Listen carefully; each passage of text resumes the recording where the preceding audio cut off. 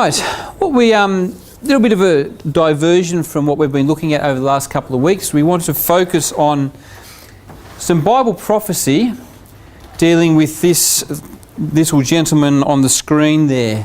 Particularly, we will get to look very closely at the movements of Russia as portrayed in the scriptures for us.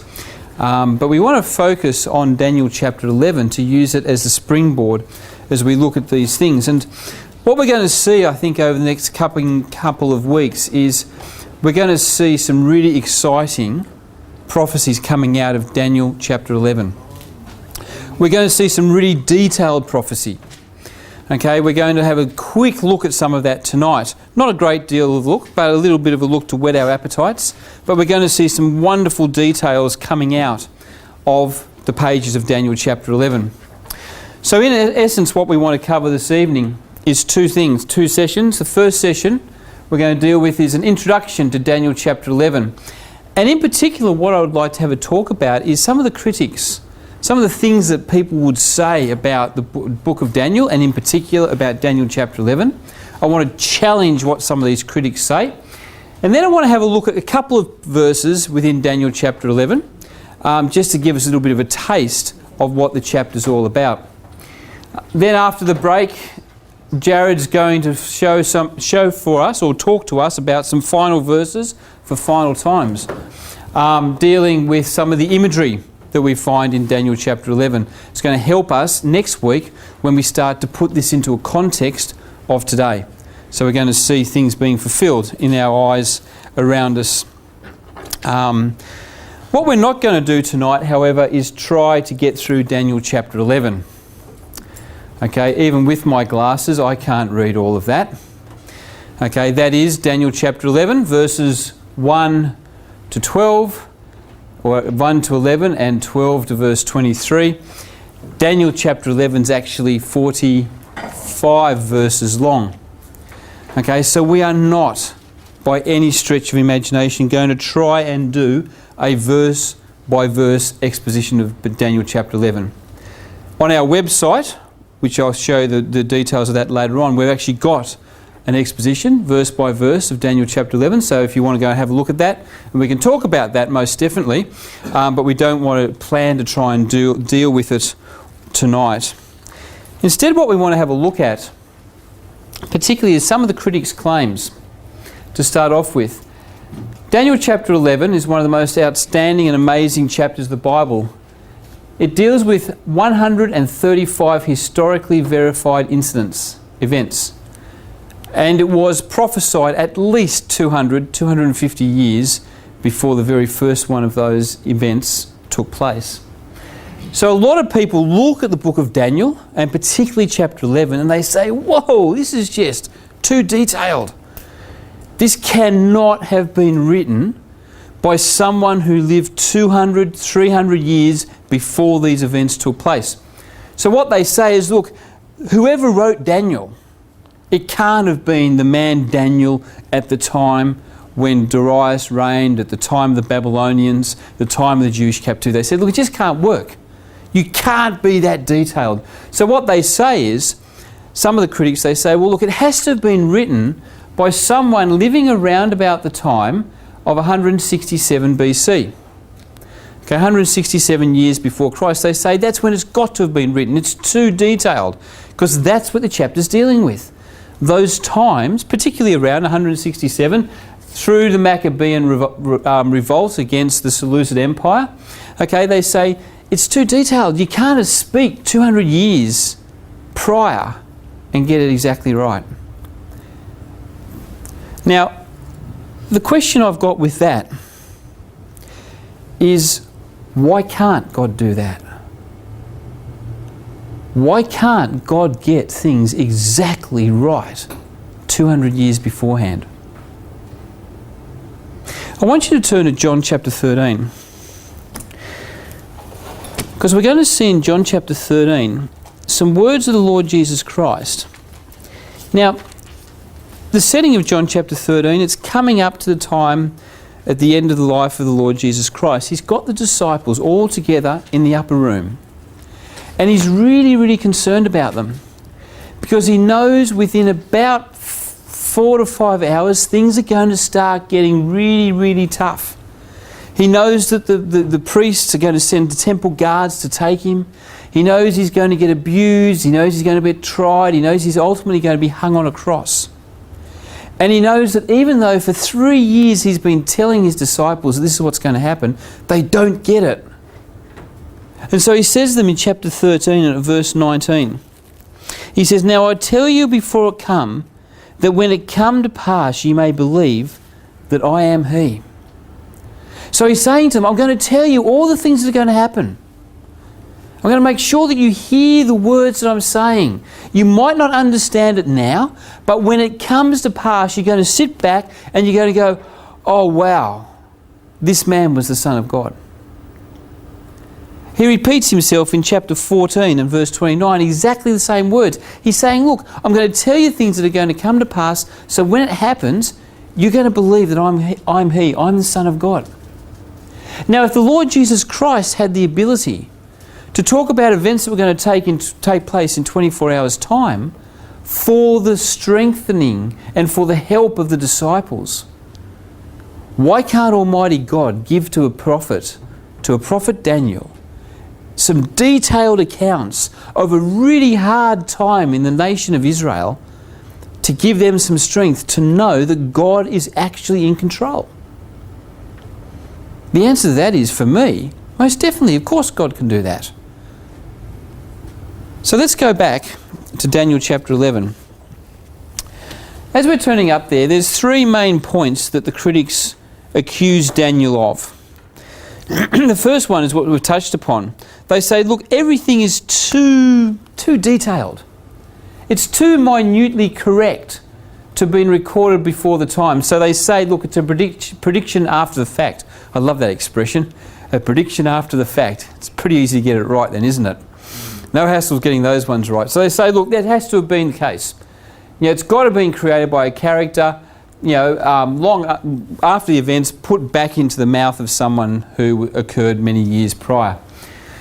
They say, well, hang on, the language of the book of Daniel, this is not particularly Daniel chapter 11, this is the whole book. They say, look, the language in book of Daniel contains several Greek and Persian words that really only appear later on in history, in the written history.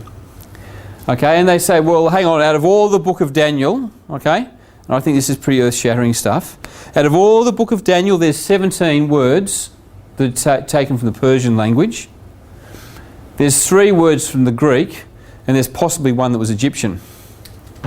So you go, that's pretty earth-shattering, isn't it? Considering that's only 20 verses of Daniel chapter 11, there's 12 chapters in the book of Daniel. And these critics are worried about 17, 20, 21 words. Okay? The really sad thing about it, now okay, you might say 17 words from the Persian language, okay, Daniel lived at the time of the Babylonians for 70 years, but then he was also around at the time of the Persians. So you go, okay, those 17 words Daniel might have come across. Yeah.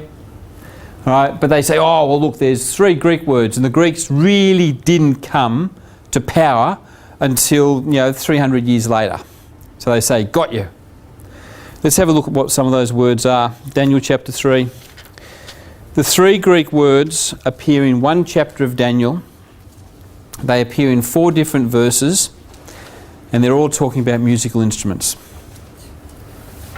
Okay, Daniel chapter 3, and at verse 5, and at what time ye hear the sound of the cornet, the flute, the harp, the sackbut, the psaltery, the dulcimer, and all kinds of music, ye fall down and worship the golden image of Nebuchadnezzar. That expression about the list of the instruments that occurs 4 times in verse 5, verse 7, verse 10, verse 15.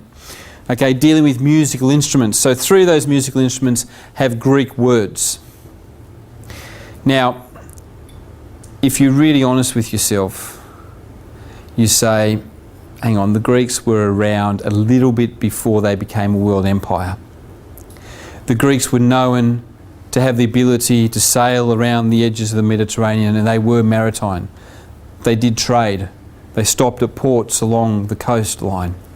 There's every possibility that these instruments cropped up at some way. We're also talking about a king who had conquered, at this point in time, Nebuchadnezzar had conquered the whole world, right up to the borders of Greece. So why couldn't he have brought back one of these types of instruments, these Greek instruments? So, you know, the critics turn around and they say, oh, wow, this is pretty heavy stuff. You know, there's words in this book that could not have occurred at the time of Daniel. But when you look at it, when you look at exactly what they're saying, you find it to actually be quite ludicrous. 3 instruments is what they're going to try and say turns the record as to whether it's been inspired or whether it's absolute hoax. The final one they say is the book is placed in the Hebrew canon among the writings before Ezra and Nehemiah instead of part of the prophets. So, you know, the Hebrew Bible, the Jewish Bible, is not in the same order as our one. It's slightly different. Okay? So, and they say the book of Daniel to the Jews is treated as one of their histories, not as one of their prophets. So in the Jewish Bible, Daniel doesn't live with Isaiah, Jeremiah, Ezekiel, Hosea, Joel, Amos and all those other little ones. It sits with their history. So they go, well, it must be history. And because they've put it between Esther and Nehemiah, which is the time of the Persians, they say, well, obviously it must have been written at that time. Now, the only challenge I've got to that is who determined what order these books were going to be put in? Was it God? Or was it the Jewish leaders at the time, religious leaders at the time? They're the ones that decided what order the books were going to be put in. They were the ones that said, oh, we're going to put that one.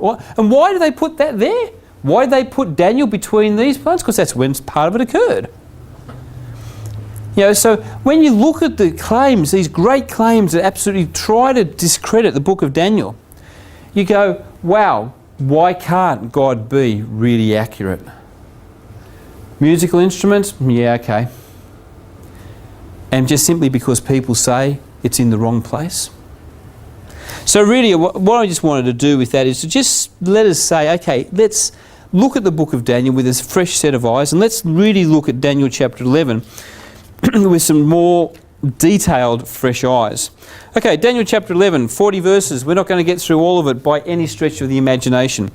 If you love history, Daniel chapter 11 is a great chapter. I love history, okay, but I'm not going to even attempt to try and get through all these verses tonight, okay. What I want to do though is I want to have a look at how we can place what it's actually talking about. How we as potentially uneducated people can sit back here and say, what is Daniel chapter 11? What's the time period that he's talking about? Okay, us with the help of Wikipedia. Okay, Daniel chapter 11, we read there, I also, in the first year of Darius the Mede, even I stood to confirm and to strengthen him. Okay, so Daniel's talking. He gives us a place and a time. He says, look, I'm standing to strengthen, to help the king of Persia, Darius the Mede. And he says, and now will I show thee the truth. Behold, there shall stand up yet 3 kings in Persia, and a 4th shall be far richer than they all. And by his strength, through his riches, he shall stir up all against the realm of Grecia. So, Daniel says, he says, look, there's Darius, there's 3 other kings. Okay, there's going to be 3 kings, and there's going to be a 4th one. And this 4th one is going to be really, really rich. He's going to have enough money in the coffers to stir up Grecia. He's going to get in the face of the Greeks. So you say, we've got a time frame. We know what he's talking about. He's very clear, isn't he? Now, people often get scared about Bible prophecy and they go, oh, can't work it out. You know, don't know what it's all talking about, don't know what the imagery is. What we're going to see over these next few weeks is imagery in the Bible is really, really simple. And Bible prophecy is generally pretty simple as well, because it's all there. The biggest challenge we've got is to not get worried about it. Just read it as it is. So you say, okay, Persia's going to have, according to Daniel, 1 king, 3 more kings, and then a 4th king. Okay, is that what happened? Now, how do we check that? Anyone here around in the time of Persians? Not even Auntie Shirley. Okay, so you know, okay, so what are we going to do? Today's wonderful world, we're going to look up Wikipedia. Now, I personally, as a little personal comment, I really dislike Wikipedia. because Wikipedia is a a user content generated document. So anyone can jump onto Wikipedia and start writing stuff, okay? Now, so I thought I'm not going to go to Wikipedia tonight. Okay, so I went to Princeton Uni. I got their bit on Darius, their bit on the kings of Persia, and there's a lovely little link there on their website, Princeton Uni website, that said here's the list of the kings of Persia, and guess where it took me? It took me to Wikipedia. So I went, oh, that's a bit scary. So anyway, here we have 3 kings. We've got Cyrus the Great, we've got Cambyses, 2 other gentlemen, and then Xerxes. Okay? So there we have 3 kings of Persia, the original one, 3 others, and then this one here, and we're going to read a bit more about him a bit later. Sorry it's a bit small, the text there, but at least we can go and you can go and prove it. You say, okay, that's great. We've got 1 king, 3 others, and a 4th one coming. So we've got 5 kings. Fantastic. Okay, what's the problem with that? Anyone got a problem with that? Anyone going to challenge me with what the Bible says concerning that information? How do I know they're the kings to talk about? Even more fundamental than that, how well do we all read our Bibles? I read the verse, and you all should have been clamouring for me and say, Travis, you're a hoax. It says in the Bible there's 4 kings, there's 5 there. Yeah, but it says I'm standing in front of the one of them, first one. Oh, yeah. He says, yet there's going to be 3 more. Very close, that was great. Going to be 3 more, then there's going to be a 4th. Come on, challenge me. Don't just sit there like and just accept everything we say. You've got to read the Bible. What does verse 1 say?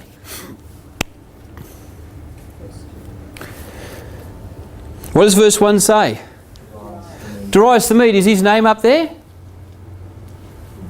Ah. It says Cyrus, doesn't it? Cyrus, well, if he was number 4, if this is Darius the first, then is that the one that Daniel was standing before in around about 522 BC? That would make Daniel very old. Okay? Well, you see, Darius, there was a Darius the Mede, this gentleman here, king of Media, which then became Persia. Okay? And it's interesting, he lives around the time when Daniel was, so that's when he entered office and when he left around about then. Interestingly here, died at Babylon of an old age, but he co-reigned with Cyrus the Great. Okay? So the Bible's very, very particular about what it says.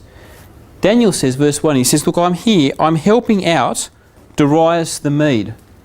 And where was Daniel? Where did Daniel live? Daniel lived in Babylon. So Daniel was helping out this man here. All right? But he was co-reigning with Cyrus the Great. And he was a Persian, Cyrus the Great. So that's exactly what he says. He says there's going to be yet 3 kings in Persia. So you've got the one who was co-reigning with Darius the Mede, and then you've got, that's him, and then you've got 1, 2, 3 more, and then you come to Xerxes. Okay, so the Bible's actually really, really detailed. Okay, the Bible doesn't say, oh, there's going to be another 3 kings. When Daniel was talking to a Median, king of Media. Bible says, God says very clear, there's going to be 3 more kings in Persia. In addition to Cyrus the Great, who you're co-reigning with. Okay, and where was Daniel? Daniel was in Babylon. So was this person. Now, we might wonder why Daniel was having to strengthen him. It says there, doesn't it? Stood to confirm and to strengthen him. All right? Now, the 4th king. Well, just have a look at some of these comments. The 4th king here, Xerxes. Okay, great king. Lived around about 485 BC to 465 BC. Okay? Did he do anything significant? Does anyone know anything about this gentleman? He had great goals, aspirations. Talk about, I mean, if he'd written his aspirations down in primary school, they would have been rule everything. Okay? Has anyone here seen the movie 300? Yeah? No? We're all going to say, oh good, wasn't worth watching anyway. Yes, it was. I knew you probably would have seen it, Ed. Okay, what did this man do? He invaded Greece. Okay, so you've got to think about it geographically. A little bit further on, I've got some maps. Geographically, Medo-Persia had all the Middle East and just about everything going off to the east. Okay, so if this is thinking, you're looking at the map, this is the Mediterranean, India's down here, Middle East is here. You know, basically Persia had all over this area here. All right, Persia, Iran today. You know, Iraq and Iran today. But he said, that's not enough, I want to go and invade Greece. So, you know, he started picking a fight with Greece. Okay, and down here you've got two lines in Wikipedia about the Battle of Thermopylae, maybe, is that how you might say it? Okay, where the 300 Spartan soldiers stayed in a pass and basically stopped the Medo-Persian army as it moved into the mainland of Greece. Yeah, Glenda, you're going to say so? No? Okay, so, you know, Daniel again is very clear. He says, look, he's going to stir himself up against the realm of Greece. But, you know, he didn't win. Okay, he got through those 300 soldiers and some skirmishes in, but basically the Greeks stopped them, pushed the Persians back. Okay, because, why? Verse 3, a mighty king shall stand up that shall rule with great dominion and do according to his will. And when he shall stand up, his kingdom shall be broken.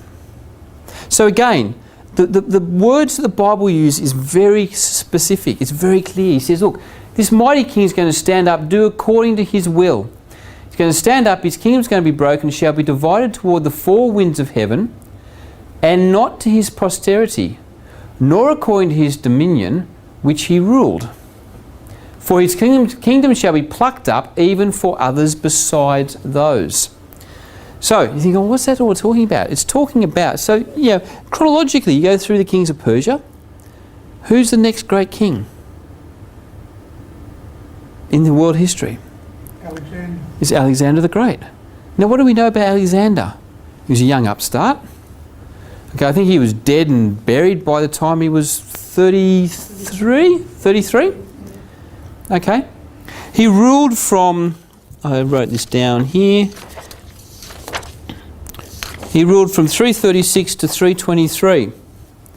Okay, and in that time he basically completely overran the Persian Empire. Victory after victory after victory. Took dominion of the whole lot. Literally just before he died, he sired a son who was born actually after his death. Okay, but he died. And he left this huge empire. He didn't have a grown-up son, not at 33. He had a child that was not even born at the time of his death. So his kingdom was left to people that were not his posterity. Okay, his child was actually killed 13 years later. Okay, because what happened is his four major generals basically fought over his territory. So this is what God's talking about. It's going to be divided towards the four winds of heaven. And if we look at a... why is this not working on me? Oh, technology's died on me.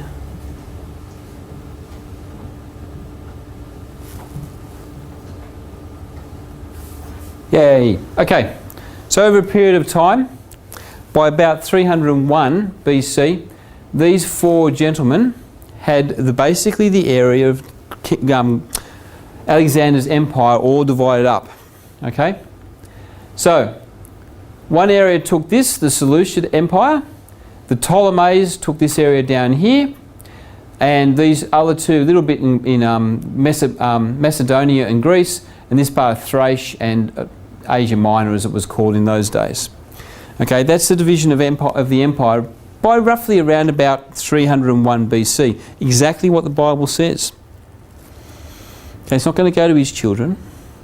It's going to be all broken up. It's not going to be kept as one dominion as he had it. It's simply going to be broken up. Now, over time, fairly quickly, these two kingdoms, remember there was a kingdom here, all right, and there was this kingdom here. Very quickly, over time, the Seleucid Empire took all this area here, right across, and the Ptolemaic Empire took this area here. Now there's Egypt down here. These two sort of remained separate from all of this. Now, what we find when we look at about verse 5, we're introduced in Daniel chapter 11 and verse 5 to an expression about the king of the south shall be strong. Okay? The king of the south shall be strong, and one of his princes, and he shall be strong above him and have dominion. His dominion shall be a great dominion. Further down here, we're introduced to the king of the north. Okay, and if you were to get colouring pencil out and go through the book of Daniel chapter 11, you will find the king of the north is spoken about quite a bit. The king of the south is spoken about quite a bit. And we read of these actions of these rulers basically as they attack each other over a period of time. All right, now coming back to the map, any guesses for who's going to be the king of the north? The Seleucid Empire. The king of the south? The Ptolemaic Empire. Okay, why is it north and why is it south? Because everything in the Bible is almost consistently considered in light of Israel. There's the Holy Land. That's what it's all about. That's where God's eyes are continually. So if you're standing there, you've got the king of the north, which are these guys here, and sort of over here. You don't really hear much about anything that actually happened over there for a long time. And you've got the king of the south, the area down here. All right? So what you find is in Daniel chapter 11, a lot of detail about the king of the north and the king of the south. You know, details that talk about he's going to be strong, he's going to have a prince, and this prince is going to push the king of the north. Then the king of the north is going to try and make a pact by marrying the king of the south's daughter. Okay? And when you go through history, you'll find this is exactly what happened. There is a lot of documented history around about 200 BC, right down to 168 BC, that actually right down to some of the, you know, just turning over the page in Daniel chapter 11, it talks in verse 27, and both these kings' hearts shall be to do mischief, and they shall speak lies one to another. And that is exactly what happened when you come to those verses. You know, both these kings at the time, they entered into these agreements not for any purpose of actually trying to uphold them. It's just that they needed to get away with what they wanted to do at the time. So the Bible comes along and says, this is what's going to happen. These men are going to enter into agreements, but their heart is going to be to do mischief. Now, I'm not going to try and get through all of this because I could speak about this for hours, all right? Don't worry, Les, it's okay. All right? I love this period of history, all right? But go to have a look at our website. All right, I'm pretty certain that's the right address, is it, Jared? Okay, it's got verse-by-verse notes on what happened all the way through Daniel chapter 11. Okay, if you've got any questions, let's talk about it next week. Okay, so please have a look at it. Come back to us with any questions you might have. What I do want to jump through is I want to jump through to verse 29. You see, in verse 29, we read of the fact that at a time appointed he shall return. Now, the he, at this point in time, is the king of the north. Okay, so you actually have to read through the whole chapter to get the king of the north, king of the south. Sometimes it's a he. Pretty straightforward. What, if you really want to be careful about it, is just sort of, you know, colour. The he's one colour if they're king of the north, the he's another colour if they're king of the south. I've gone for blue and yellow, only because that was probably the only colours in my drawer at the time. So, verse 29, at the time appointed he shall return and come towards the south. So the king of the north is going to come down. But it shall not be as the former or as the latter. All right? And for the ships of Shittim shall come against him, therefore he shall be grieved and shall return. Okay, so when you think about it, you work through it, the king of the north is going to come down.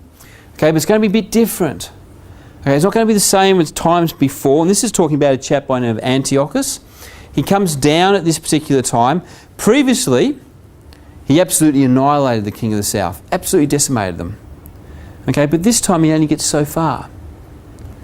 Okay, he has to split his army because of a whole stack of detailed reasons, but because what happens, verse 30, it says, the ships of Shittim shall come against him, therefore he shall be grieved and return. Okay, it doesn't say that he's actually going to be beaten in a battle, because other times in Daniel chapter 11 it says, they shall be destroyed, that they will lose the battle basically. It says that he's going to be grieved. Now what actually happened, and this is around about 168 BC, is that as the king Antiochus comes down against Egypt, the Ptolemaic king at the time turns around and asks for help from the Romans. Okay, so Rome was a power that was really coming on the fore at this point in time. Okay, Romans armies had been marching through all of Europe. They'd conquered all of Gaul, almost all of it. All right, they'd conquered the whole lot, and they were just itching to come across. Okay, and what grieved Antiochus is that he had an agreement with the Romans dealing with his northern kingdoms. Okay, so dealing with these areas up here, because he'd worked really hard to keep the Romans out. And so as he moves down in these verses to attack the Ptolemaic Empire, he comes down, he's got a big army, he's got everything set. He's going to absolutely annihilate them. And he's going to because he wants to put one of the Ptolemaic kings back on the throne who got deposed by two of his brothers. Okay, he wants to put a puppet king in. He gets there, he's got his army there. One part of his army around Memphis, the other part of his army is around Alexandria. And he gets this message from the Romans: stay out of it. And he's grieved because he knows he can't fight Rome that's mounted around here and this Ptolemaic Empire. So he goes, rats, beaten. Okay? And so he goes back. And in verse 29, read about the fact he has indignation against the Holy Covenant. Okay, so he goes back, and he then from verses 30 through to verse 35, we read of this really complex period of time for the Jews, where some of the Jews were trying to side with Antiochus, some of them weren't. The Judas Maccabeus rose up and had this huge big fight. Okay, Antiochus tries to impose his will on the Jews, throw out their form of religion, which is what it talks about in these verses. He shall do, verse 32, and such shall do wickedly against the covenant, shall be corrupted by his flatteries. Okay, so he comes in, he's trying to take control. Okay, so what I'm trying to paint for you is this picture of a lot of detail. Okay, all in relationship to Israel, because that's what God's really interested in. He's interested in what's happening in Israel. But and why do I jump into this point here? Because from this verse onwards, you don't really hear about a designation about the king of the north or the king of the south. Instead, you start reading about the king. Okay, the king shall do according to his will, and shall exalt himself. Okay, the king, neither shall he regard the God of his fathers. Okay, so what we're introduced to, and this is verse 36 and verse 37, we're introduced into a time that's really quite significant. That little expression, he shall have no regard for the God of his fathers, that is a really significant comment. Because very rarely in history does a king go against the God of his fathers. They tend to always maintain the same form of religion. Okay, but there came a power on the earth that didn't do that. And the only one that I know of that was in that situation was Rome. Because 400 years later, to verses 30 to 31, 32, 34, Constantine, in 312 AD, turned around and said, I'm not going to regard the God of my fathers anymore. I'm going to turn from the God of my fathers and I'm going to accept the God of the Christians. And so what we find here is this change in Daniel chapter 11, this change that says we're no longer talking, particularly in this area, about the king of the north, the king of the south. We're talking about another king that's going to do what he wants. Another king that's going to mix religion with politics. And that Rome, that king started with the Roman Empire that became the Holy Roman Empire and carried on down through time into Roman Catholicism. So what you've got in this chapter, and that's why I thought this is really interesting, this change, that's what I'm saying, a change of rulers.